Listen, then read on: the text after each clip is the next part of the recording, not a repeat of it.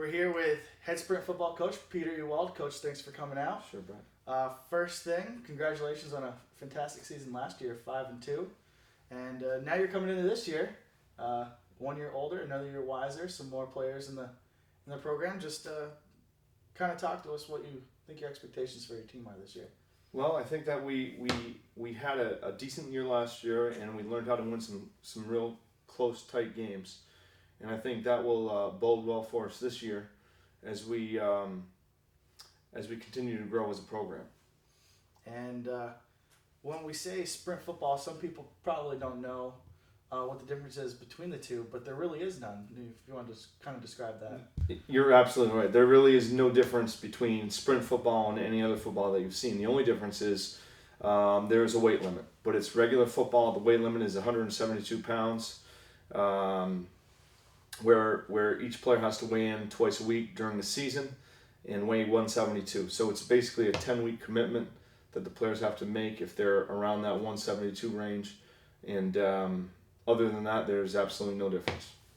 And now, when you're looking for new players to come into the program each year, the recruiting process probably has to be a little different if you want to kind of talk about that. Well, I think, first of all, you have to look at the size of the player that you're talking to. Mm-hmm. If they're over 200 pounds, it's going to be very difficult for them to participate in sprint football. And then it goes to grades, and then it goes to, interest in Franklin Pierce and all those types of things. So it really starts with the weight, and then it goes from there.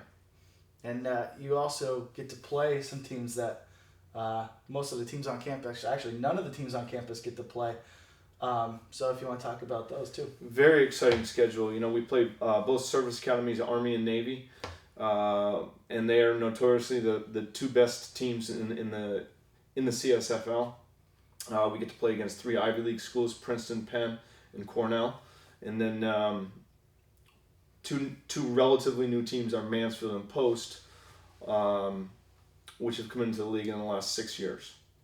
And now we're a program here at Franklin Pierce in its 3rd season, and you have a lot of juniors on your team. So just kind of talk about what they kind of mean to the team now and their role.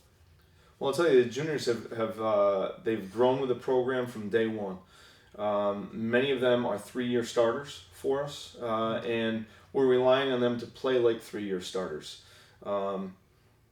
When you have leadership that's been around for a while, it's you have to lean on them, and that's what we're expecting out of our juniors this year, to be leaders and continue with the leadership that they've shown in the past.